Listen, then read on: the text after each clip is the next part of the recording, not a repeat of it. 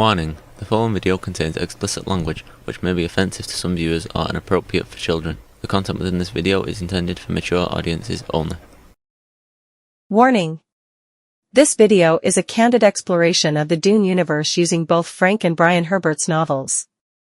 This video may also include discussions of violence, sexual situations, and drug use. By viewing beyond this point, you take responsibility for choosing to watch this video. All views expressed in this video are mine alone, and do not reflect any person or people, or any group or groups. Thank you, and please have a great day.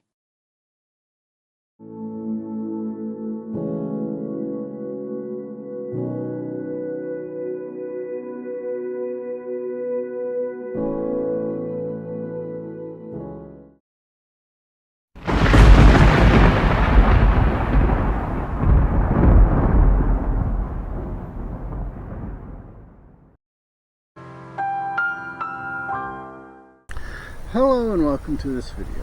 I hope everyone is doing alright. I hope everyone is having fun. And I hope the universe is treating you fairly. This is going to be a continuation of the Children of Dune. Skies kind of look like we may get a little bit of rain, but fingers crossed. So, where did we leave off? We left off with Leto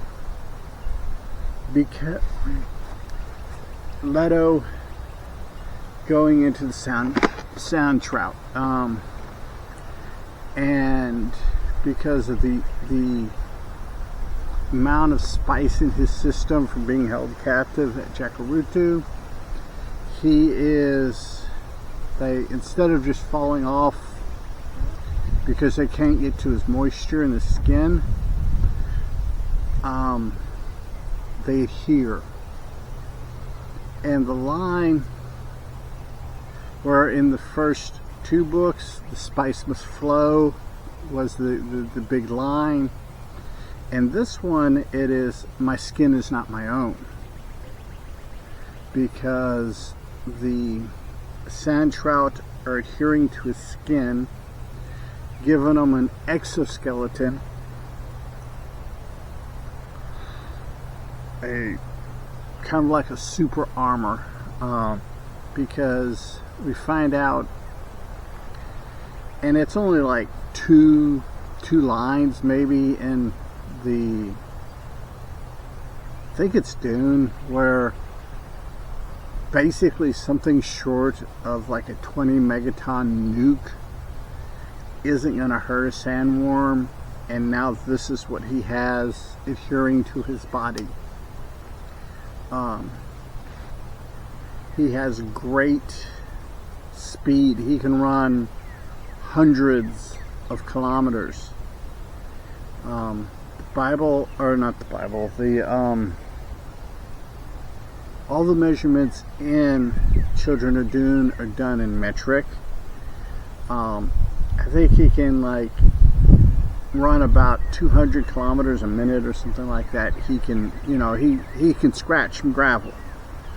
And all the areas that had been built up since Dune Messiah, where they started terraforming the planet, he was going and destroying. The people were thinking that's some terrorist organization, or maybe the worms are rebelling, or what have you.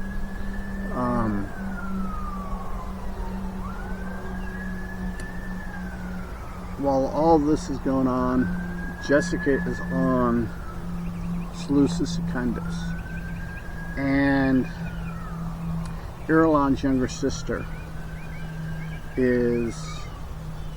her and Jessica come to an agreement that she's going to train her son in the Bene Gesserit ways, kind of like she did Paul. But he's already a teenager. He's about the same age as Ganima. My nose is itchy. Ganima and Leto.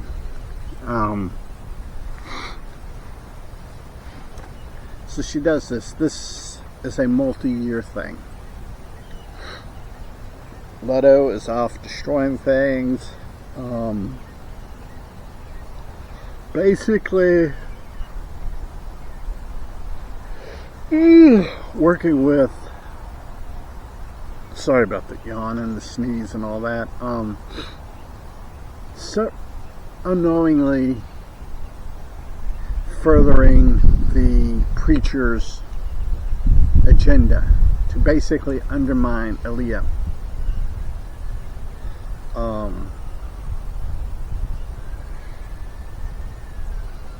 Ganima is having dreams about her brother, having there's a couple times she's like, it's like I can almost see him, I can almost hear his voice, you know, and basically the people are going, look, you and him were pre-born, and there might be a chance, even though you were conceived at the same moment, that you might have a little bit of his ego memory in you, and vice versa. So yeah, don't think too much about it. We will find out later that what this is the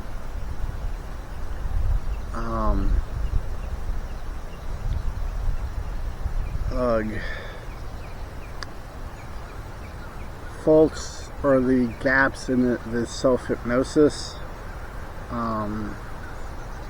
or bleeding over through prescience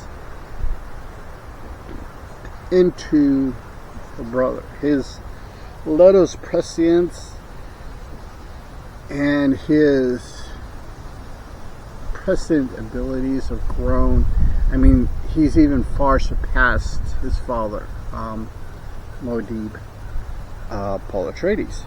He's just so far past that. He's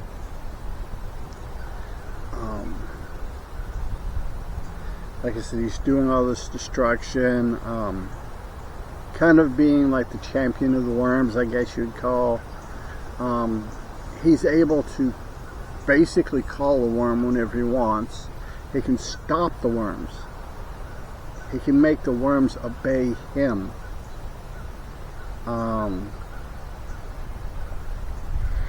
And he's doing all this with the,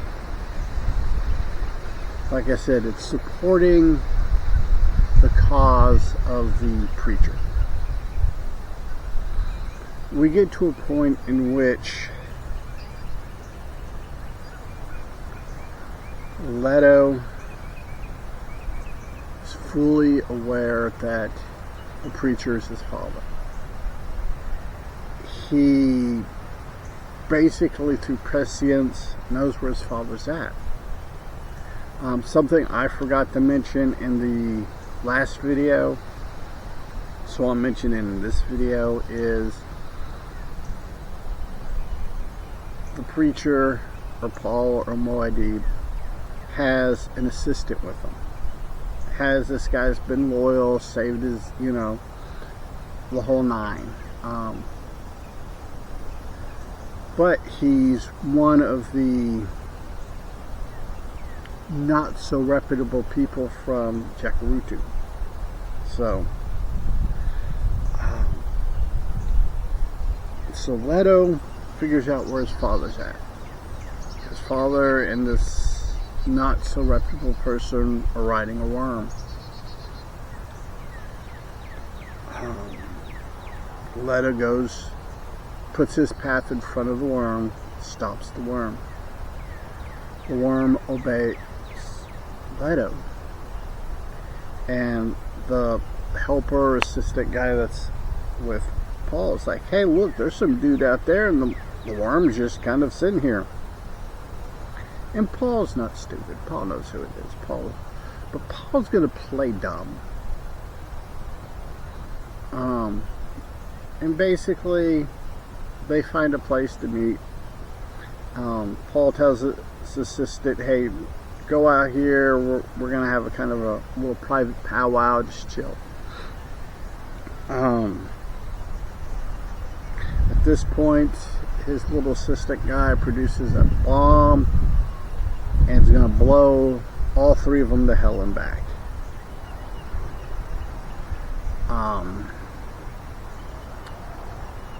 But Leto, because of the whole prescience thing, knew it was going to happen, grabs the bomb, throws it just, like 4, 5, 6 kilometers, just like you would toss a baseball from, playing catch in the yard. He throws the bomb, like kilometers. Just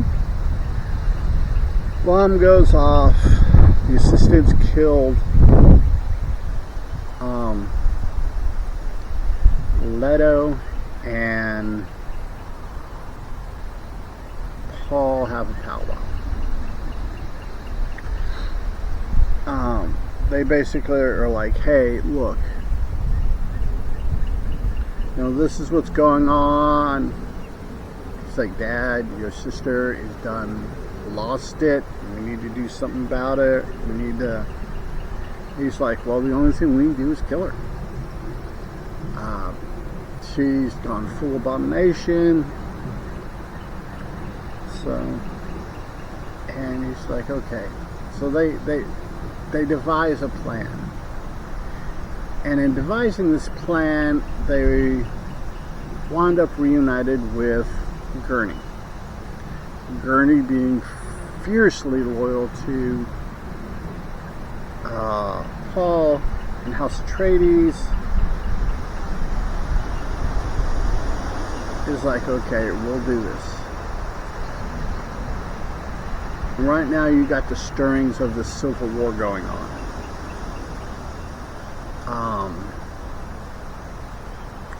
So everything's going crazy. People are doing this, people are taking sides. You've got Fremen fighting. You have revolutionary Fremen fighting, Imperium loyal Fremen. It's a mess. Stilgar is ancient at this point, but he's still kicking.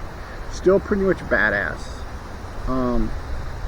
He has declared his siege and his territory as neutral ground. And in doing so, the neutral ground means that nobody can harm, regardless of how much you hate somebody, how much you oppose somebody. You are forbidden by penalty of death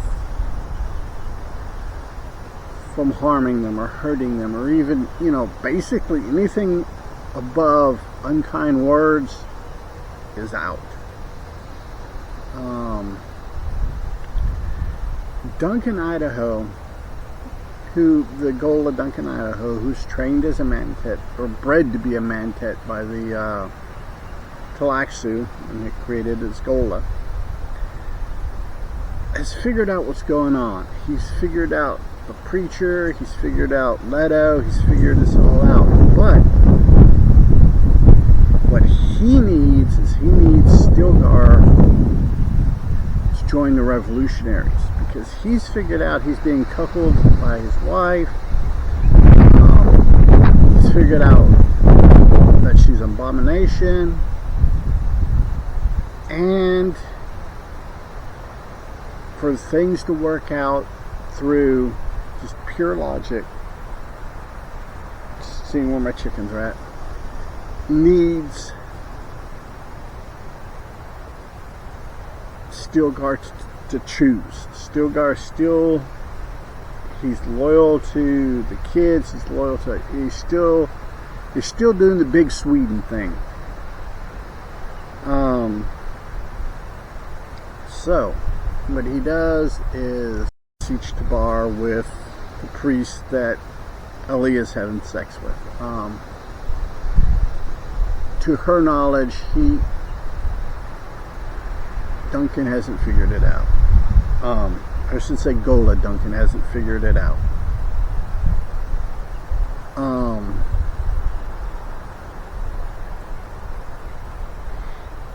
But he has. So they're in Siege to Bar. Duncan goes off the rails. Talks 9 yards cash shit to Stilgar about being a coward. Then he turns and he starts berating the guy that his wife's having sex with, and they wind up in a fight, and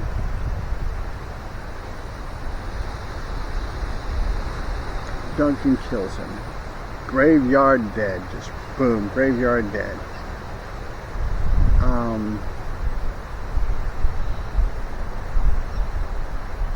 So Stilgar at this point has a choice. He can either let Duncan live inside with Aaliyah, or kill Duncan for violating the neutrality. He kills Duncan. The reason why is he realizes at that point that Duncan would have never, the whole thing was set up by Duncan to play out as it did, and Stilgar at that point can see the wheels in motion. He can see what's going on.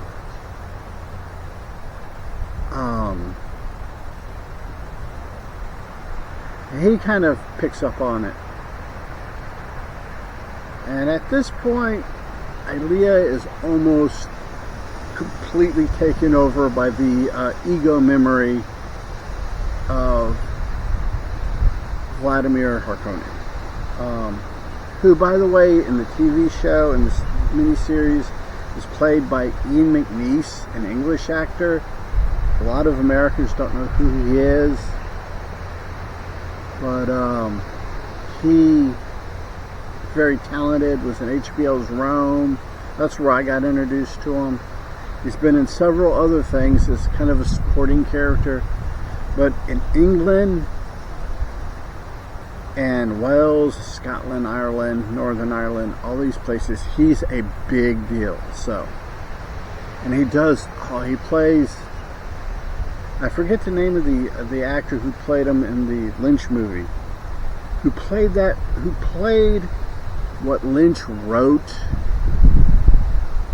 well. He played Lynch's interpretation of the Baron well. Played it great, in fact.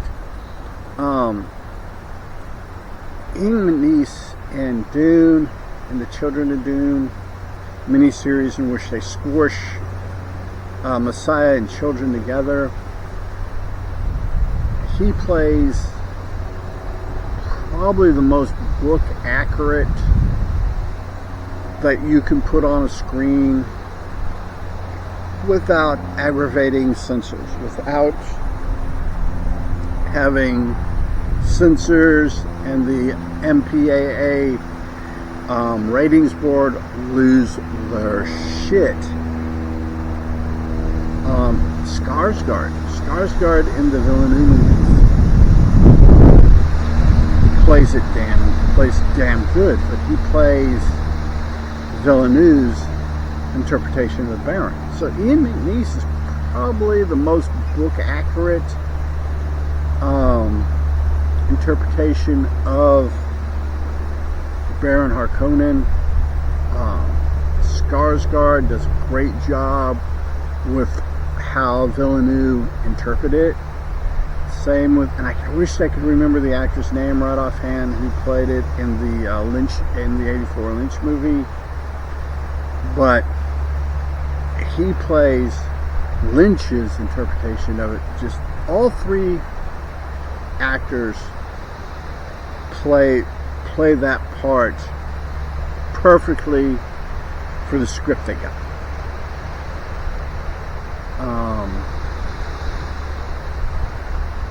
Yeah, it's and as much as I like Skarsgård,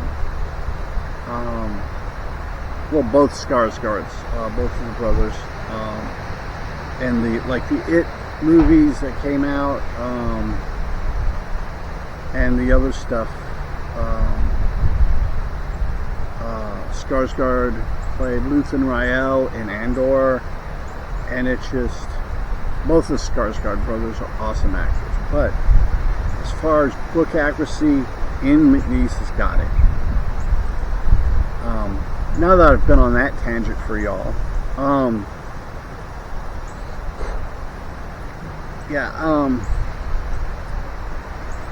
basically they figured out that, or I should say, Ganima has figured out that Irulan's little sister tried to kill her. And as far as she is concerned, as far as the hypnosis will allow her, successfully killed her brother. So when the idea comes across of Ganima marrying Irulan's little sister's son, and I can't remember his name either, she agrees to it. But her plan is to marry him, have sex with him, when he goes to sleep, kill him in his sleep. That's her plan.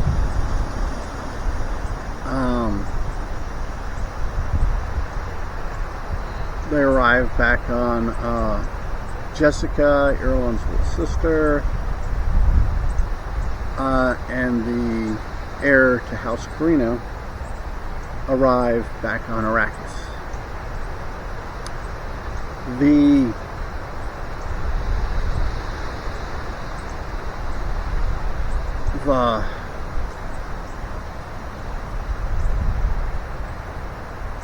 They get there, they get off, and Alia realizes at this point her mother had basically went, got the better of her, so she's not happy. Duncan is returned from Siege to Bar. They're gearing up for the wedding. And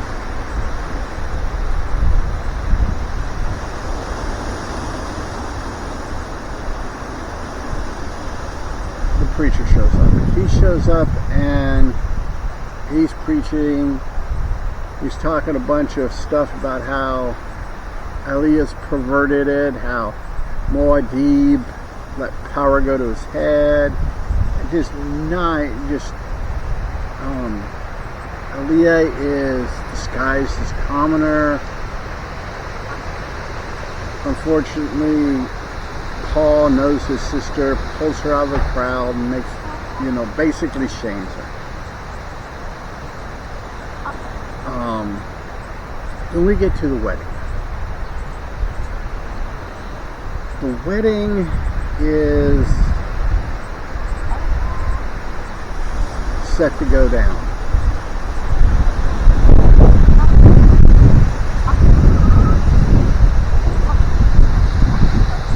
Leto shows up.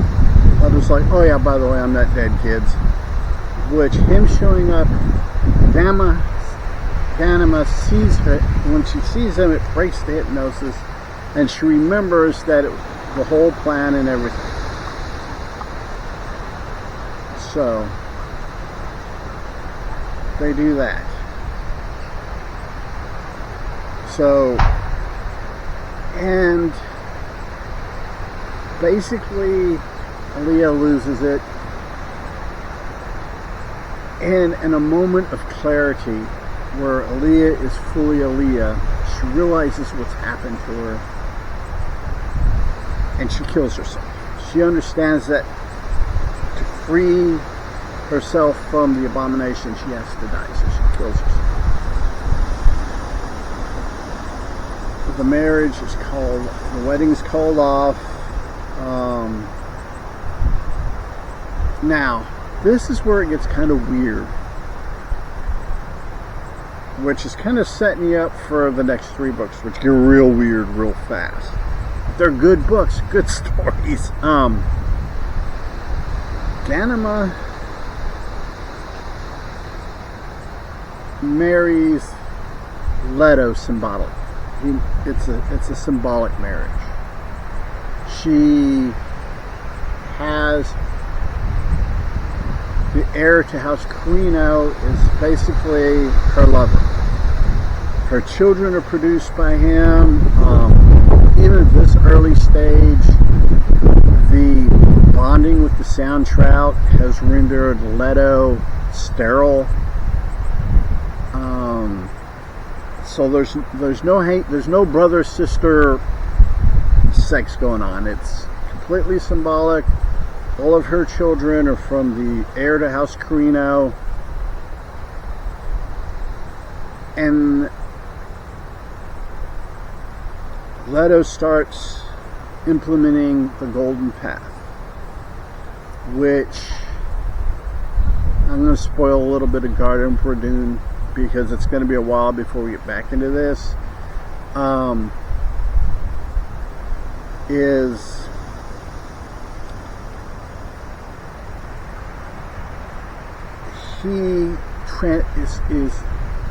over the next 3,500 years, he transforms into a human sandworm hybrid. He's the only and completely terraforms Arrakis into an Earth-like planet. You have jungles. You have the only desert is Leto's personal playground. You have plains. You have jungles. You have forests. You have it all. And by the time we get to God Emperor Dune, everybody, including Leto, hates Leto for what he is doing, for what he has to do for the preservation of human beings as a species. He hates himself for it, but he knows that he has to do it. And he, like I said in the last video, one of his more militant, more cutthroat ego memories, he sets up as head of kind of the council of ego memories, and this has him overcome any thing that his father wouldn't do. It comes out that Paul saw the Golden Path, but it scared him, and he admits he didn't have the courage to follow through with it. Thus, Leto is the actual true Kwisatz Haderach, Bisana Gayid. Paul was the forerunner. And he says in the book, and they play it really well in the TV series, that Paul says, he tells Jessica several times over, I came before my time. Came a generation early. So his son is the actual, or at least in my opinion, Leto was the true Kwisatz Haderach. So,